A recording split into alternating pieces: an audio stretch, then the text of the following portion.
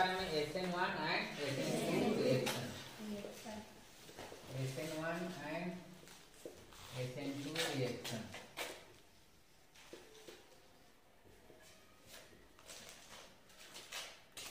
ठीक है, SN1 and SN2 reaction नाम से क्लियर है। एस मतलब क्या है? सब्स्टिट्यूशन, और एन मतलब न्यूक्लियोफाइल। तो ये एक तरह का क्या है? Nucleophilic substitution reaction, nucleophilic substitution reaction.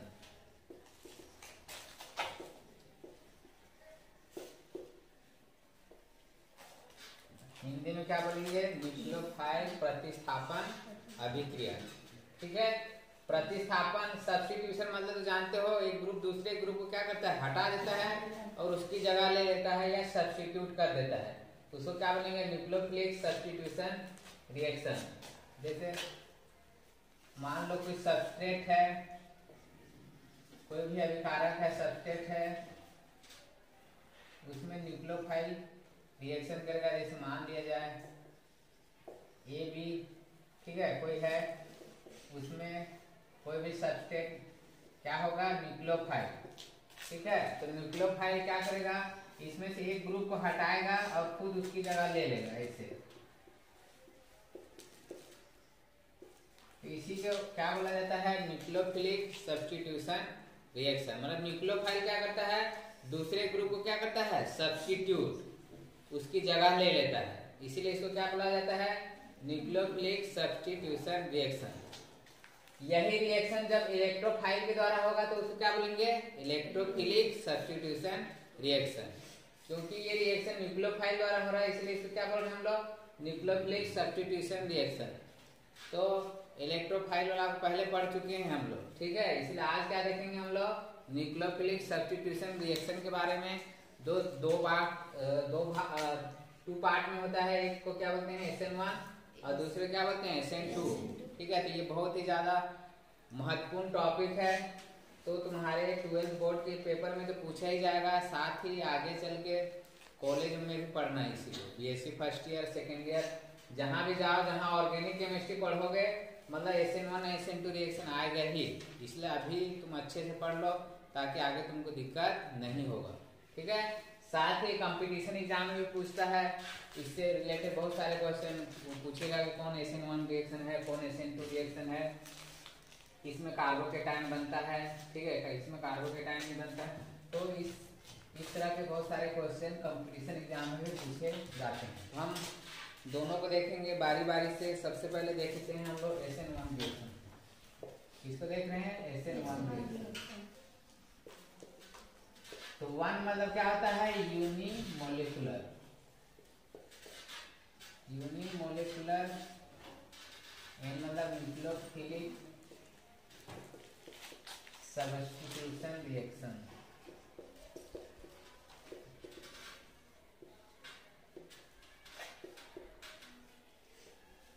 ठीक है, इसको अगर हम पूरा नाम बोले तो ये होता है unimolecular nucleophilic substitution reaction.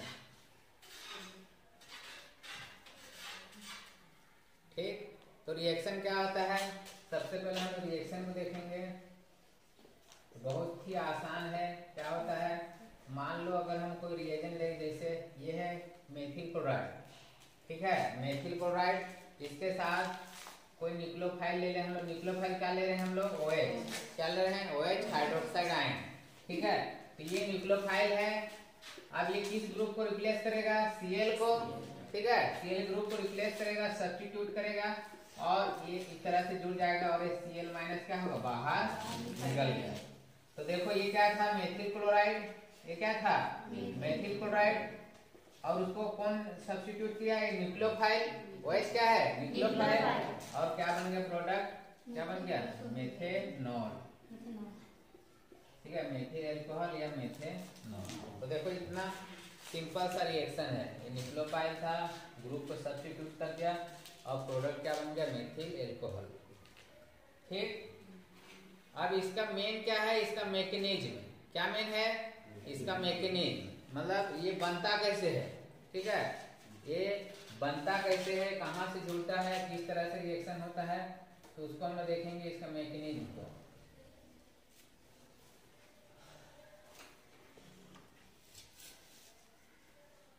Mechanism, इसकी क्रियाविधि। तो क्रियाविधि, इसका मैकेनिज्म को देखते हैं। तो ये 2 स्टेप में कंप्लीट होता है। कितने स्टेप में कंप्लीट होता है? 2 स्टेप। ठीक है, 2 स्टेप में कंप्लीट होगा। तो फर्स्ट स्टेप देखेंगे हम लोग। फर्स्ट स्टेप में क्या होता है देखते हैं। तो अब हम एग्जांपल देखते हैं। टर्सरी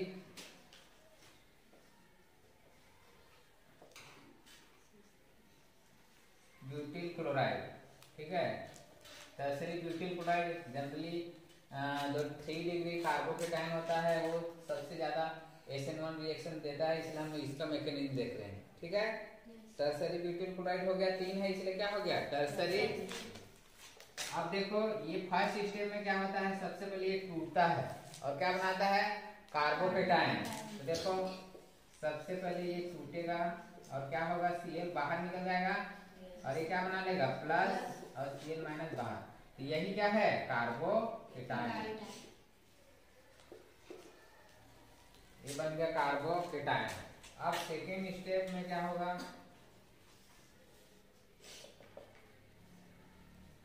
ठीक है, सेकेंड स्टेप में ये जो कार्बोकेटाइन है, कार्बोकेटाइन में कौन सा चार्ज लगा है? प्लस। तो कौन आएगा? OH, हाइड्रोक्साइड आयन, जिसमें क्या है? माइनस। और माइनस प्लस एक दूसरे जगह क्या हो जाएंगे? जुड़ जाएंगे। तो ये CH3 OH, तो ये प्रोडक्ट बन गया। इसकी जगह क्या हो गया? जुड़ गया। तो इसका नाम क्या होगा? Tertiary butyl alcohol. ये टर्सरी ब्यूटिल क्लोराइड था, उससे प्रोडक्ट क्या बन गया? Tertiary butyl alcohol.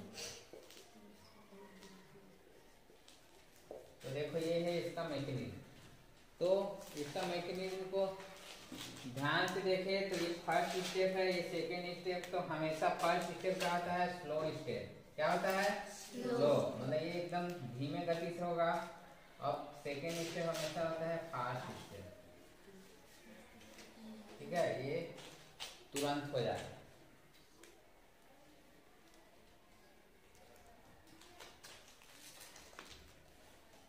तो फर्स्ट स्टेप में जनरली कार्बोकेटाइन का फॉर्मेशन होता है और सेकेंड स्टेप में क्या होता है? जो कार्बोकेटाइन होता है से ग्लोफाइल आगे क्या हो जाता है?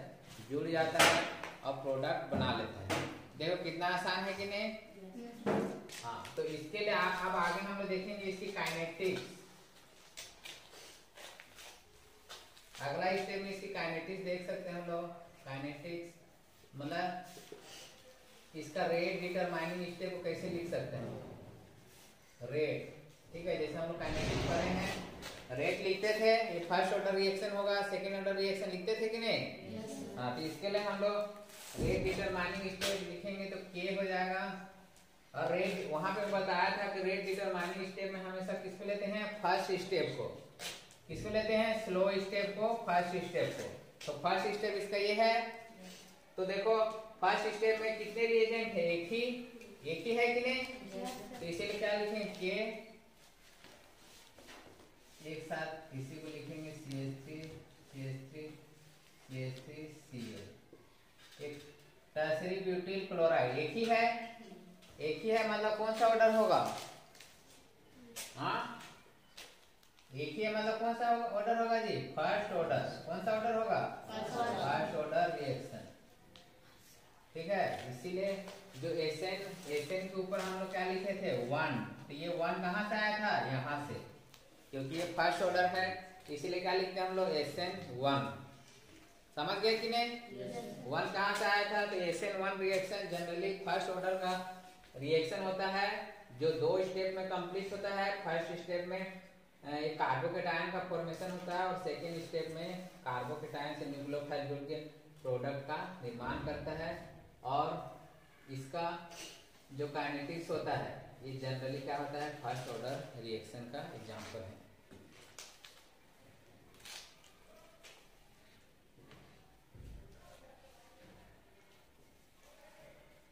ठीक है, इतना हो गया।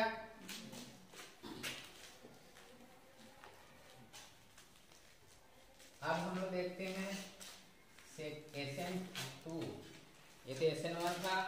अब देखते हैं SN2 का रिएक्शन। तो SN2 रिएक्शन का 2 मतलब क्या होगा, बाई मोलिकुलर। 1 था तो क्या लिखे थे, यूनिमोलिकुलर, इसको क्या लिखेंगे, by molecular nucleophilic substitution reaction, by molecular nucleophilic substitution reaction. तो इसका भी एग्जाम्पल देखते हैं। पहले इसका रिएक्शन लिख लेते हैं।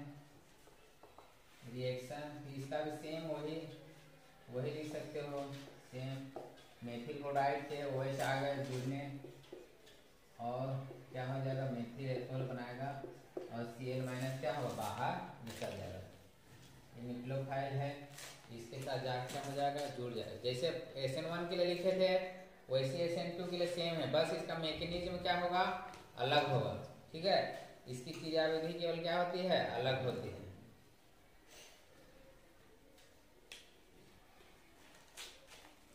ठीक है, अब इसका हम लोग देखते हैं मैकेनिज्म। इसका मैकेनिज्म ध्यान से देखना। इसका मैकेनिज्म एक ही स्टेप में होता है। जैसे वहां देखे थे कितने स्टेप था, 2, तो इसका 1 स्टेप में ही कंप्लीट हो जाता है इसका मैकेनिज्म। ठीक है, 1 स्टेप में ही कंप्लीट हो जाता है। इसका मैकेनिज्म में खासियत क्या है, जैसे ये Cl है, ये हाइड्रोजन, 3 हाइड्रोजन है, इसको हम ऐसे लिखेंगे, 3 हाइड्रोजन है और एक क्लोरीन है। ठीक है, अब इसका OH माइनस आ रहा है। ठीक है, जब इसका OH माइनस जुड़ने आ रहा है तो क्या होता है, ये बैक साइड से अटैक करता है।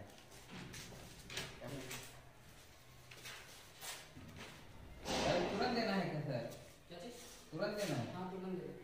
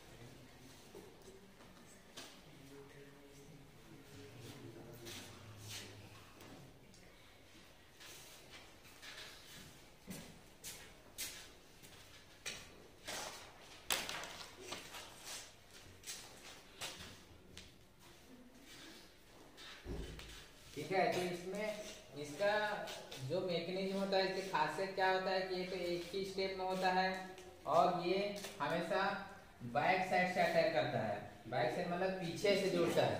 ठीक है, जैसे वो फ्रंट साइड से जुड़ता है, लेकिन ये क्या होता है, बैक साइड से अटैक करता है। तो हम इसको जैसे इस तरह से देख सकते हैं। जैसे इसका अगला स्टेप में क्या होगा, ये एक इंटरमीडिएट बनाएगा, हाइड्रोजन हाइड्रोजन Cl और ये OH। तो सबसे पहले तो क्या होगा, ये सब के सब आके जुड़ गए। ये क्लोरीन भी जुड़ा हुआ है और साथ में OH भी आके इसके साथ क्या हो गया, जुड़ गया। तो ये एक तरह के इंटरमीडिएट बनाएगा। सबसे पहले एक माध्यमिक उत्पाद बनाएगा। ठीक है, इंटरमीडिएट मतलब पहले ऐसी प्रोडक्ट बनेगा जो कि क्या है, अनस्टेबल। ठीक है,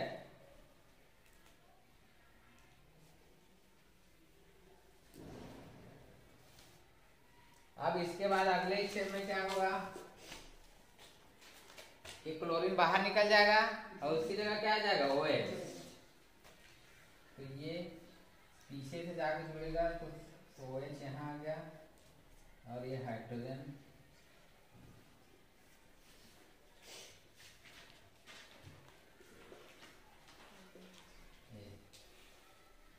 ठीक है। ये इस तरह से बनेगा, मतलब इसको इसलिए दिखा रहे हैं ऐसे, इसको ऐसे भी दिखा सकते हैं जैसे मैं एक बार बताया था। इसको जैसे हम डार्क लाइन करते हैं और एक डॉटेड लाइन करते हैं।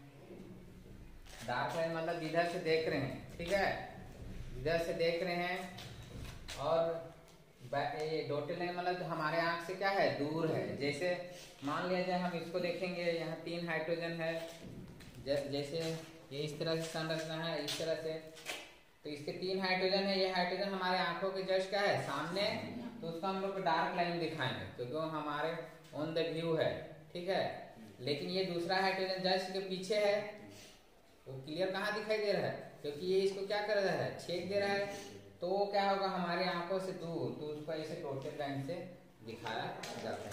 तो तुम ऐसे भी लिख के दिखा सकते हो या नॉर्मली ऐसे भी दिखा सकते हो। ये जो Cl इधर से जुड़ा था, लेकिन ये अब देखो इधर लेफ्ट साइड आके जुड़ गया, ठीक है। तो याद रखना कि जो SN2 रिएक्शन होता है एक ही स्टेज में कंप्लीट हो जाता है, और इसमें जो न्यूक्लियोफाइल होता है वो बैक साइड अटैक करता है, मतलब पीछे से जुड़ता है, ठीक है। इसको एक लाइन में लिखे हम लोग ऐसे लिख सकते हैं, जैसे CH3Cl है, ये OH माइनस है, और ये प्रोडक्ट बन गया CH3Cl OH, Cl माइनस का बाहर निकल जाएगा, इसमें भी मेथिल एल्कोहल का निर्माण होगा। ये समझ में आया कि नहीं? Yes sir. हाँ, अब इसके लिए हम लोग क्या लिखेंगे, काइनेटिक्स, इसका भी काइनेटिक्स लिखेंगे, SN2 रिएक्शन का काइनेटिक्स लिखेंगे, इसका रेट लिखेंगे, तो रेट क्या हो जाएगा K। अब बताओ यहाँ कितने आएंगे, फर्स्ट स्टेप में कितने हैं, ये भी है और ये भी है, दोनों है कि नहीं? Yes sir. तो CH3Cl भी है और साथ में क्या है, ये OH भी, तो कितने हो गए, 2, इसीलिए ये क्या, कौन सा ऑर्डर होगा, सेकेंड ऑर्डर रिएक्शन। इसीलिए इसमें क्या आया है, SN2, तो ये 2 कहां से आया, समझ गए, क्योंकि दो रिएक्टेंट क्या कर रहे हैं, रेट डिटरमाइनिंग स्टेप में पार्टिसिपेट कर रहे हैं, ठीक है। तो ये देखो पहला स्टेप लिया, पहला स्टेप में ये भी है और ये भी है, इसलिए दोनों को लिखे, तो 2 आ गए, इसलिए सेकेंड ऑर्डर रिएक्शन हो गया, इसीलिए इसको क्या बोलते हैं, SN2।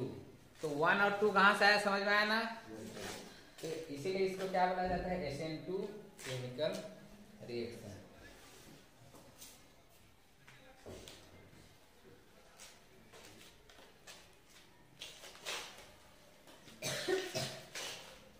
तो SN1 एंड SN2 जो दोनों केमिकल रिएक्शन होते हैं वो न्यूक्लियोफाइल के प्रेजेंस में होते हैं। SN1 में 2 स्टेप में कंप्लीट होता है, ठीक है, और SN2 कितने स्टेप में कंप्लीट होता है, एक ही। अब इसके लिए एग्जाम में पूछा जाता है ग्राफ खींचने, ठीक है, एक्टिवेशन ग्राफ, एनर्जी ग्राफ, तो उसको भी देख लेते हैं दोनों के लिए, SN1 के लिए भी एंड SN2 के लिए भी, ठीक है। तो 1 के लिए देखो कैसे ग्राफ मिलता है, ठीक है, 1 के लिए ग्राफ कैसे मिलता है, हम लोग स्क्रीन उजाला ग्राफ खींचे थे कि नहीं? Yes sir. हाँ, तो इसमें एक ही तरह का इंटरमीडिएट होगा, एक्टिवेशन एनर्जी ग्राफ होगा, CH3Cl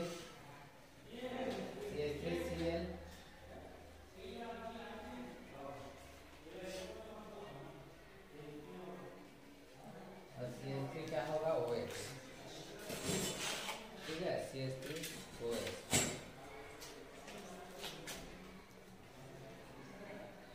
एक सेकेंड, ये SN2 का है, फिर से देखना, SN1 का ही पहले बनाते हैं। तो SN1 में क्या होगा, 2 तरह का ग्राफ मिलेगा ऐसे, ठीक है। क्यों बनेगा, क्यों 2 ग्राफ मिलेगा, क्योंकि पहला स्टेप में क्या हो रहा है, CH3 CH3 CH3 Cl था, ठीक है। फिर क्या बनता है यहाँ पे, कार्बोकेटाइन बना था कि नहीं? तुरंत प्रोडक्ट नहीं बना था क्योंकि 2 स्टेप में था, इसीलिए यहाँ क्या बना था, कार्बोकेटाइन। फिर यहाँ OH माइनस आके जुड़ा था, तो फिर लास्ट में क्या बनाना था, प्रोडक्ट।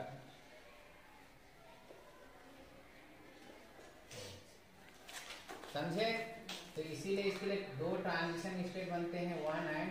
तो याद रखना, जो SN1 रिएक्शन होता है उसमें 2 ट्रांजिशन स्टेट का निर्माण होता है। क्यों होता है समझ गए ना? क्योंकि ये 2 स्टेप में कंप्लीट हुआ था। जैसे ये गया तो पहला तो कार्बोकेटाइन बनाया, उसके बाद कार्बोकेटाइन फिर क्या बनाया, प्रोडक्ट। SN2 देखो, देखेंगे इसके लिए ग्राफ देखेंगे तो पहले ही स्टेप में दोनों आ गए थे, जुड़ने आए थे कि नहीं? और प्रोडक्ट बन गया था CH3OH। तो ये इसके लिए ट्रांजिशन स्टेट एक ही बनता है, और SN1 रिएक्शन में 2 ट्रांजिशन स्टेट का निर्माण होता है। ये चीज क्लियर है कि नहीं? अब एक चीज बताओ मेरे को, यहाँ पे इसमें देख रहे होगे कि ये पहला जो ग्राफ है ऊंचा है कि नहीं? और दूसरा ग्राफ कहाँ है, नीचे है कि नहीं? तो ऐसा क्यों है? मान लीजिए जैसे तुम एग्जाम में बना देते हड़बड़ा के, इससे बना देते, इसको ऊंचा करते इसको नीचा कर देते, ठीक है? तो ये क्या हो जाता, गलत। हमेशा पहला वाला ट्रांजिशन स्टेट ज्यादा होगा, दूसरा क्या होगा, कम। तो ऐसा क्यों होता होगा, क्यों होता होगा ऐसा?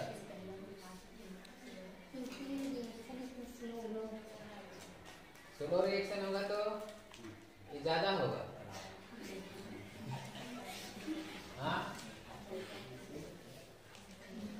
क्योंकि क्या होता है, जब उसको रिएक्शन करना है, ठीक है, किसी भी रिएक्टेंट को रिएक्शन करना है तो स्टार्टिंग में ही वो एनर्जी ले लेता है ज्यादा, ठीक है, स्टार्टिंग में ही एनर्जी ले लेता है।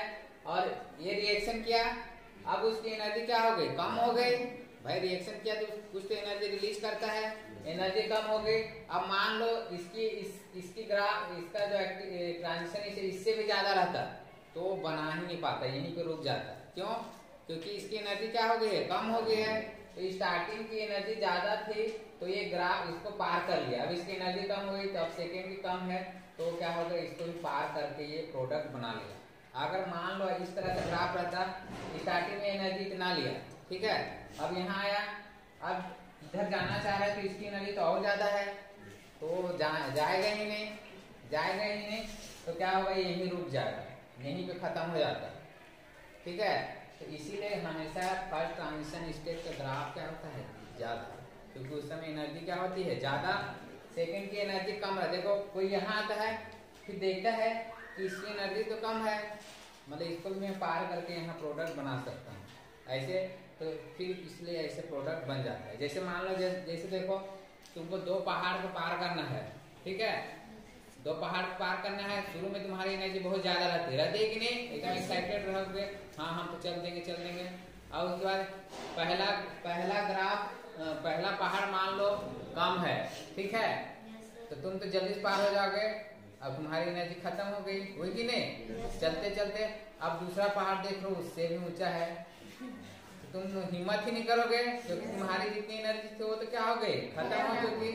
लेकिन सपोज मान लो पहला पहाड़ बहुत ऊंचा है, स्टार्टिंग में तो कोई भी जाने के लिए एक्साइटेड रहता है कि नहीं? तो तुम्हारी एनर्जी शुरू में बहुत ज्यादा थी, तो तुम उसको पार कर लिए, ठीक। अब देख लो दूसरा जो पहाड़ है उससे कम है, उसका ढलान क्या है, कम है, तो तुम हिम्मत करके उसको भी पार कर लोगे, करोगे कि नहीं? लेकिन पहले ही अगर कम रहता तो तुम्हारी एनर्जी यहीं खत्म हो गई, अब तुमको बहुत एनर्जी लगाना है, तुम हिम्मत हार जाते, अब बोलते कि हम दूसरे पहाड़ में नहीं चलेंगे। तो इसीलिए कभी भी जब ग्राफ बनाना तो ये हमेशा ऊंचा रहेगा, ये और ये हमेशा क्या होगा, नीचे, ठीक है। अब इसके बाद बहुत सारा SN1 and SN2। तो पहला अंतर तो ये है कि जो SN1 रिएक्शन में जो रेट होगा वो केवल किस पे डिपेंड करता है, सबस्ट्रेट पे, अभिकारक पे केवल डिपेंड करता है कि नहीं, क्योंकि रेट में केवल लिखे थे हम लोग ये पहला, लेकिन इसका जो रेट होगा वो किस पे डिपेंड करेगा, सबस्ट्रेट एंड न्यूक्लियोफाइल दोनों पे। भाई इसके लिए रेट हम लोग क्या लिखे थे, K इक्वल टू CH3Cl और OH। इस पे भी डिपेंड कर रहा है और इस पे भी डिपेंड कर रहा है। OH क्या है, न्यूक्लियोफाइल, ये क्या है, सबस्ट्रेट या अभिकारक, तो इस पे भी डिपेंड करता है और इस पे भी डिपेंड करता है। जबकि इसका रेट में हम लोग केवल यहाँ लिखे थे CH3Cl, ये लिखे थे कि नहीं, तो ये केवल सबस्ट्रेट के कंसंट्रेशन पे डिपेंड करता है। दूसरा, ये SN1 रिएक्शन कितने स्टेप में कंप्लीट होता है, 2 स्टेप। कितने स्टेप में कंप्लीट होता है, 2 स्टेप। और SN2 रिएक्शन कितने स्टेप में कंप्लीट होता है, 1 स्टेप। इसमें एक इंटरमीडिएट किसका निर्माण होता है, कार्बोकेटायन का, और इसमें कार्बोकेटायन का निर्माण नहीं होता। चौथा, ये कौन सा ऑर्डर का रिएक्शन है, फर्स्ट ऑर्डर, और ये कौन सा ऑर्डर का रिएक्शन है, सेकेंड ऑर्डर। ठीक है, ये 4 अंतर तो ऐसे हो गए। हाँ, इसमें इधर अटैक होता है, फ्रंट साइड अटैक होता है, इधर कैसे अटैक होता है, फ्रंट साइड, और इधर बैक साइड। ठीक है, तो 5 अंतर ऐसे हो गए। और एक इसमें फ्रंट साइड अटैक होता है, इसीलिए इसमें रेसिमिक मिक्सचर का निर्माण होता है। और इसमें पीछे से अटैक होता है उल्टा, इसीलिए इसको क्या बोलते हैं, इन्वर्जन प्रोडक्ट। क्या होता है, इसी जो केमिस्ट्री में पढ़ेंगे, इन्वर्जन प्रोडक्ट का निर्माण। ठीक है, इसमें रेसिमिक मिक्सचर बनता है, जबकि इसमें इन्वर्जन प्रोडक्ट का निर्माण होता है।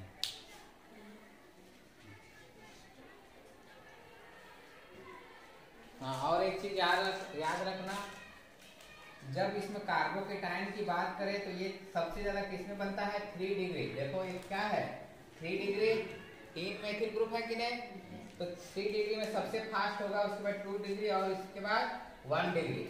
और इसका देखो हम लोग क्या लिखे थे, एक ही वाला एग्जांपल लिए थे, CH3 वाला, मतलब ये सबसे फास्ट किसमें होगा, 1 डिग्री, उसके बाद 2 डिग्री, उसके बाद किसमें होगा, 3 डिग्री। ठीक है, कौन से तो ये कंपटीशन में पूछा जाता है, कौन से कार्बोकेटायन में SN1 रिएक्शन सबसे फास्ट होगा, किसमें होगा, 3 डिग्री, 2 डिग्री, उसको 1 डिग्री। इसका जस्ट उल्टा, 1 डिग्री में पहले होगा, फिर 2 डिग्री, उसके बाद 3 डिग्री। ये 7 अंतर हो गया, तुमको कम से कम 5 अंतर एग्जाम के लिए याद रखना है। और एक अंतर लिखना चाहो तो SN1 रिएक्शन होता है, ये वीक न्यूक्लियोफाइल की उपस्थिति में ही हो जाता है, जबकि इसके लिए क्या चाहिए हमको, स्ट्रॉन्ग न्यूक्लियोफाइल।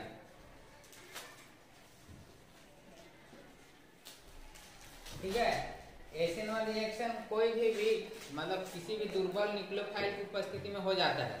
इसके लिए हमको किसी स्ट्रॉन्ग न्यूक्लियोफाइल की आवश्यकता नहीं पड़ती।